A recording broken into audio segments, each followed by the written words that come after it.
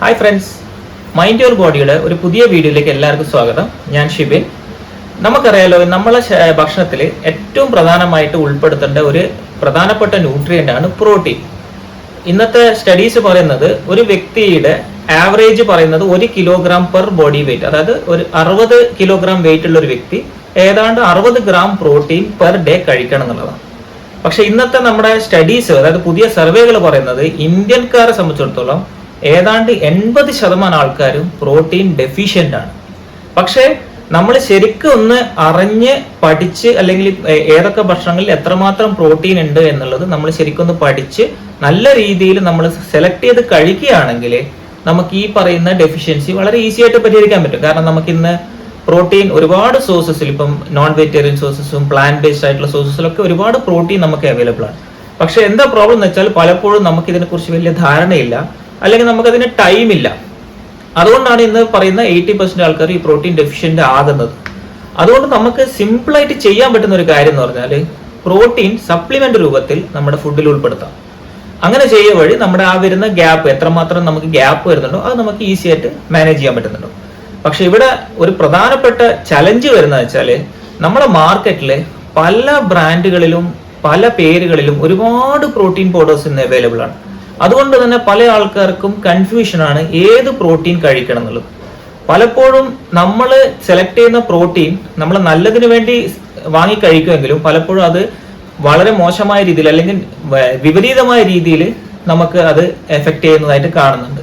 അതെന്തുകൊണ്ടെന്ന് വെച്ചാൽ നമ്മൾ ശരിയായിട്ടുള്ള പ്രോട്ടീൻ അല്ല, അല്ലെങ്കിൽ പ്രോട്ടീൻ സപ്ലിമെന്റ് അല്ല നമ്മൾ സെലക്ട് ചെയ്തത്. അപ്പോൾ ഇന്നത്തെ എൻ്റെ വീഡിയോയിൽ ഞാൻ പറയാൻ പോകുന്നത് ഒരു ശരിയായ പ്രോട്ടീൻ സപ്ലിമെന്റ് സെലക്ട് ചെയ്യുന്നതിന്റെ മാനദണ്ഡം എന്തൊക്കെയാണെന്നുള്ളതാണ്. ഒന്ന്, ആദ്യം നമ്മൾ ചിന്തിക്കേണ്ടത് നമ്മൾ സെലക്ട് ചെയ്യുന്ന, അല്ലെങ്കിൽ നമ്മൾ കഴിക്കുന്ന ഈ പറയുന്ന പ്രോട്ടീൻ സപ്ലിമെന്റിൽ എത്രമാത്രം പ്രോട്ടീൻ ഉണ്ട് എന്നുള്ളതാണ്.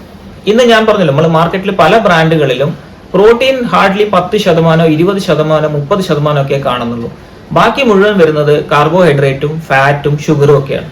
അപ്പൊ നമുക്ക് ഓൾറെഡി ഭക്ഷണത്തിലൂടെ ധാരാളം ആവശ്യത്തിൽ കൂടുതൽ കിട്ടുന്ന കാർബ്സും ഷുഗറും അല്ലെങ്കിൽ ഈ പറഞ്ഞ ഫാറ്റ് ഒക്കെ നമ്മൾ സപ്ലിമെന്റ് രൂപത്തിൽ എടുക്കേണ്ട ആവശ്യമില്ലല്ലോ. അതുകൊണ്ട് തന്നെ നല്ലൊരു പ്രോട്ടീൻ പൗഡർ എന്ന് പറയുന്നത് അതിൽ മാക്സിമം പെർസെൻറ്റേജ് ഓഫ് പ്രോട്ടീൻ ഉൾപ്പെടുത്തിയിട്ടുണ്ടാവണം.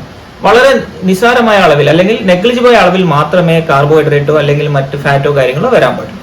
അതാണ് ഒന്നാമത്.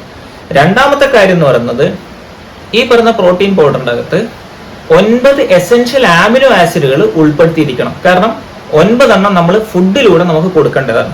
അങ്ങനെ 9 കിട്ടുന്നുണ്ടെങ്കിൽ മാത്രമേ അതിനെ കംപ്ലീറ്റ് പ്രോട്ടീൻ എന്ന് വിളിക്കൂ. ഇപ്പൊ പൊതുവെ പറയുന്നത് പ്ലാന്റ് ബേസ്ഡ് ആയിട്ടുള്ള നമ്മൾ കഴിക്കുന്ന ഭക്ഷണങ്ങളൊന്നും കംപ്ലീറ്റ് അല്ല, വേറാസ് നോൺ വെജിറ്റേറിയൻ സോഴ്സസ് ആണ് കംപ്ലീറ്റ് പ്രോട്ടീൻ. കാരണം അതിൽ 9 എസെൻഷ്യൽ ആമിനോ ആസിഡ് ഉണ്ട്.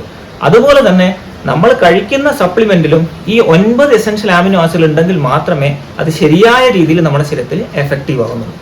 മൂന്നാമത്തെ ഒരു പ്രധാനപ്പെട്ട കാര്യം എന്ന് പറഞ്ഞാൽ പ്രോട്ടീന്റെ ക്വാളിറ്റിയാണ്.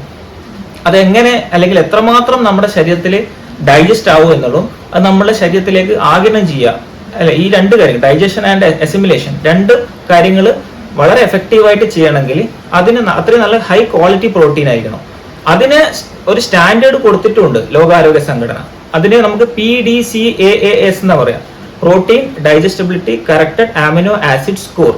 അത് അതിന്റെ ഹയസ്റ്റ് റേറ്റിംഗ് ആയിട്ടുള്ള 1 കിട്ടുന്ന പ്രോട്ടീൻ മാത്രമേ ഒരു എന്താ പറയാ അതിന്റെ ഒരു ഏറ്റവും ബെസ്റ്റ് പ്രോട്ടീൻ എന്ന് പറയാൻ പറ്റും. അപ്പൊ നമ്മൾ സെലക്ട് ചെയ്യുന്ന പ്രോട്ടീൻ സപ്ലിമെന്റിൽ ഈ PDCAAS സ്കോർ മെൻഷൻ ചെയ്തിട്ടുണ്ടോ എന്നുള്ളത് നോക്കുക. ഇപ്പോൾ നമ്മൾ ഈവൻ അത് സപ്ലിമെന്റുകൾക്ക് മാത്രമല്ല, നമ്മൾ കഴിക്കുന്ന ഓരോ പ്രോട്ടീൻ ഫുഡിനും ഈ സ്കോർ ഉണ്ട്. നമുക്ക് ഗൂഗിളൊക്കെ ചെയ്ത് കഴിഞ്ഞാൽ അതിന്റെ സ്കോർ കാണാൻ പറ്റുന്നുണ്ടാവും. അത് പ്ലാന്റ് ബേസ്ഡ് സപ്ലിമെന്റുകൾക്ക് അല്ലെങ്കിൽ പ്ലാന്റ് ബേസ്ഡ് ആയിട്ടുള്ള ഫുഡുകൾക്കാണ് കുറച്ചും കൂടെ കൂടുതൽ ഹൈ സ്കോർ കിട്ടുന്നത്. കാരണം നിങ്ങൾക്കറിയാലോ, പ്ലാന്റ് ബേസ്ഡ് ആയിട്ടുള്ള ഭക്ഷണങ്ങൾ കഴിക്കാനും അത് ദഹിക്കാനും നമ്മുടെ ശരീരത്തിലേക്ക് ആഗിരണം ചെയ്യാനും വളരെ ഈസിയാണ്. വേറെ ഇപ്പോൾ നമുക്ക് ഇറച്ചിയോ അല്ലെങ്കിൽ അങ്ങനെയുള്ള കുറച്ച് റെഡ് മീറ്റ് ഒക്കെ കഴിക്കുമ്പോൾ അതറിയാലോ, പൊതുവെ ദഹനവും അല്ലെങ്കിൽ അതുമായി ബന്ധപ്പെട്ടിട്ടുള്ള പ്രോസസ്സ് കുറച്ച് ഡിലേ ആവും. അപ്പൊ അതുകൊണ്ട് ഇതിന്റെ PDCA സ്കോർ കുറച്ച് ഡൗൺ ആണ്. അപ്പൊ പ്രോട്ടീൻ സപ്ലിമെന്റിന്റെ ഏറ്റവും ഹയസ്റ്റ് ക്വാളിറ്റിയിൽ നമുക്ക് 1 കിട്ടുവാണെങ്കിൽ അതാണ് ഏറ്റവും ബെസ്റ്റ് സപ്ലിമെന്റ്.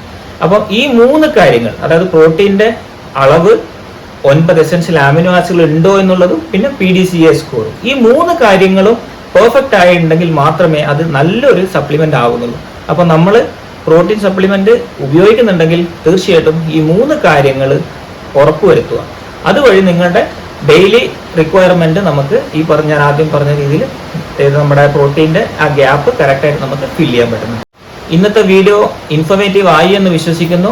നിങ്ങൾക്ക് ഇത് ഇഷ്ടപ്പെട്ടിട്ടുണ്ടെങ്കിൽ തീർച്ചയായും ലൈക്ക് ചെയ്യുക. അതോടൊപ്പം തന്നെ ഈ ഒരു ചാനൽ സബ്സ്ക്രൈബ് ചെയ്യും. ഫ്രണ്ട്സിന്റെ അടുത്തൊക്കെ ഇത് ഷെയർ ചെയ്യുമെന്ന് വിശ്വസിക്കുന്നു. കൂടുതൽ ഇൻഫോർമേറ്റീവ് ആയിട്ടുള്ള മറ്റൊരു വീഡിയോ ആയിട്ട് നമുക്ക് വീണ്ടും കാണാം. Okay, bye, thank you. This is Shibin.